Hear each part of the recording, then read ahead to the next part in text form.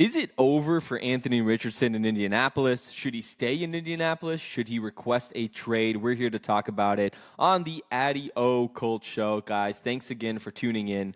Yesterday was a big deal. The Colts brass announced that Daniel Jones was going to be the starting quarterback, beating Anthony Richardson in the quarterback competition. And we're here to talk about what does that mean for Anthony Richardson, not only future with the Indianapolis Colts, but just future in general. We know he's 23 years old. He's one of the youngest quarterbacks in the league. I believe fourth youngest quarterback in the league with Cam Ward, J.J. McCarthy, and Drake May, all a little bit younger than him. But still, he's just turned 23 years old. He's fairly young. The problem, though, he's been benched twice by the Indianapolis Colts. Once last season for Joe Flacco, and now losing the competition to Daniel Jones. Now, statistically, what does that mean? Here's what a stat says. It's pretty interesting. If you're a quarterback that was drafted in the top 5 and you've been benched twice, you just don't end up starting for that team ever again. It's not that you don't end up starting in the league ever again. You don't end up starting for that team. So if we're just talking about basic statistics, the likelihood of Anthony Richardson ever starting for the Indianapolis Colts again is slim to none. I'm a huge Anthony Richardson believer. If you guys follow my Twitter, you guys know that. I obviously wanted him to win the competition. I think it's the best interest for the Colts to figure out if he's the guy or if he's not. And you figure that out by playing him. The Colts need to play him. They realize that he needs reps at the end of the day. He's one of the youngest quarterbacks in the league, doesn't have enough reps. But that's besides the point. What really is in the best interest for Anthony Richardson? Is it over for him, for the Indianapolis Colts? Should he ask for a trade? Yesterday, actually, last night after this whole debacle went down, Anthony Richardson's agent was talking, saying that now there is a lack of trust and credibility with the Indianapolis Colts, with Anthony Richardson, and seemingly so. It kind of makes sense to the point where, they shouldn't have started him in 2023. They knew he was a project. He should have been benched. He should have just learned from Gardner Minshew, maybe for a year or two, and then jumped right into it.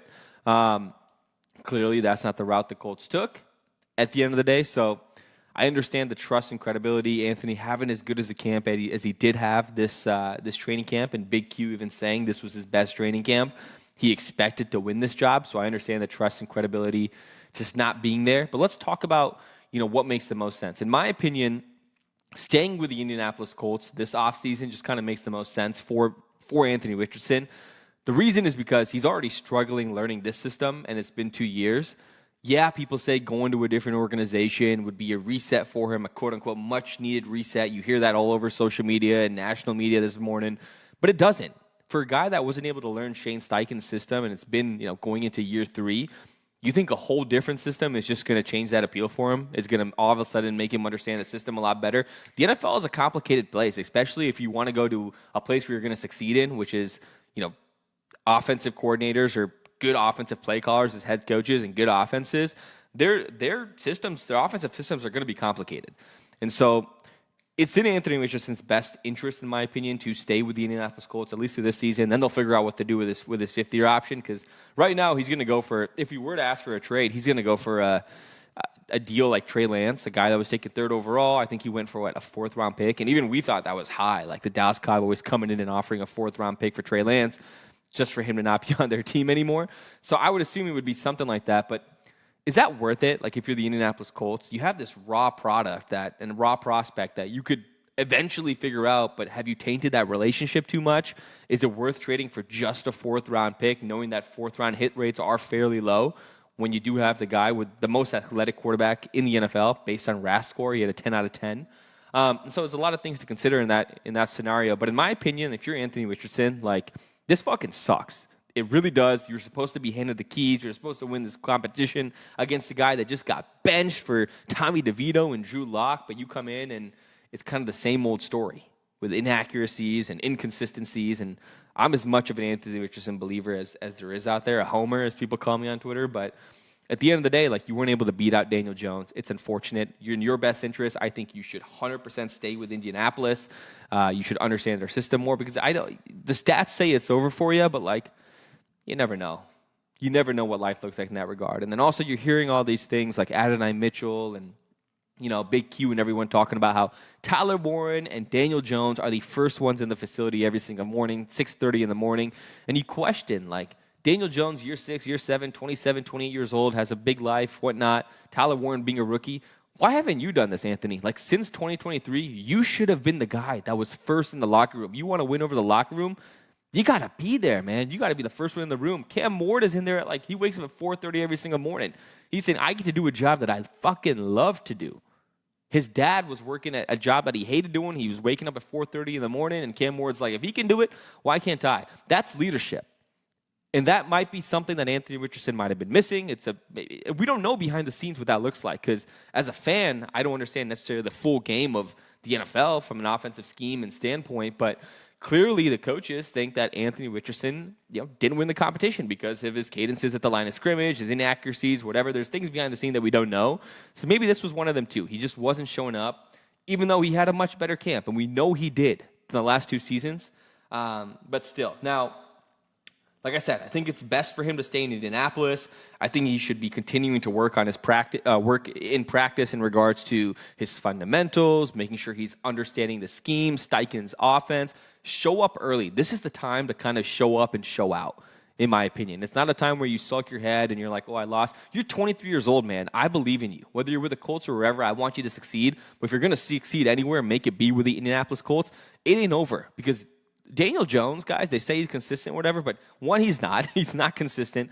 He was last in all fucking metrics that you see out there. And secondly, he's injury prone as well.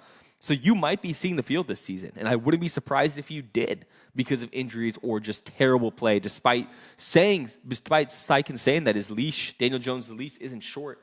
You never know. Daniel Jones' coach speak is, or it's not Daniel Jones, Shane Steichen's coach speak is all over the fucking place. His meter. Now, let's say Anthony Richardson and his camp do decide to request a trade, which once again, I believe he should not do. I don't think the Colts, he can't do anything if the Colts decide not to trade him. And I don't think the Colts should, because I don't think a 4th-round pick does much for you in that regard. I'd rather just weigh the options of Anthony Richardson's success working out. If not, it is what it is. A 4th really doesn't do much.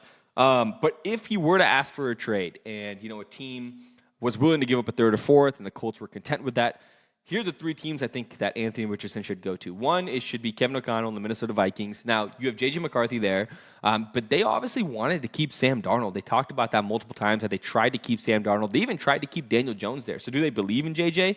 I don't know. He's also coming off a season-ending injury where he didn't play all of last season when Sam Darnold balled out. So it'd be a good place that quarterbacks go, as you see, to resurrect their careers. I mean, you talked about Daniel Jones being there for a couple of weeks last year and now getting a starting job. You talk about Sam Darnold balling out there, now getting a starting job and getting paid for the Seattle Seahawks. So Anthony Richardson could potentially be a starter for the Minnesota Vikings. And Kevin O'Connell is the QB whisperer. He is the QB coach.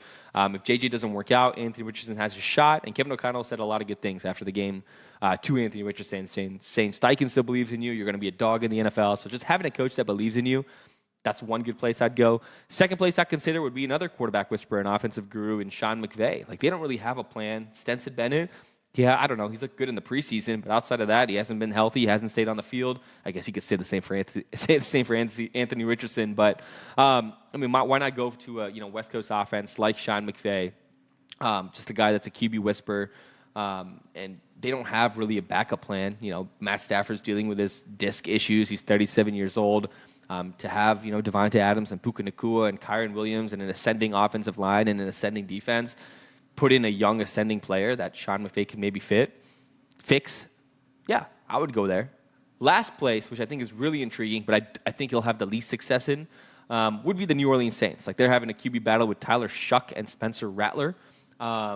Me personally would probably just bet on the athleticism and the upside of Anthony Richardson than starting any of those 2 quarterbacks. But it's not really a place quarterbacks go to succeed. Yeah, you've got Chris Olave, Shaheed, Jawan Jennings, but a poor offensive line, defense that's aging, Kamara that's a little bit older, and then a first-time head coach in Kellen Moore, who, granted just won a Super Bowl as an offensive coordinator with the Philadelphia Eagles, but he had Jalen Hurts. So if he wants to go get his next Jalen Hurts, like Shane Steichen tried to do with Anthony Richardson, that could be a place as well.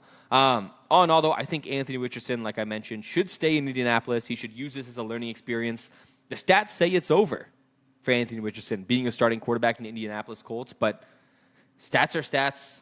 Life is life. Shit could happen. Who knows? But right now, it's Daniel Jones, quarterback 1, and Anthony Richardson continue to develop, continue to learn on the bench. Cam Turner even said that we want to continue to develop you, so we'll see what that looks like. But thanks for tuning in, guys. Appreciate your time.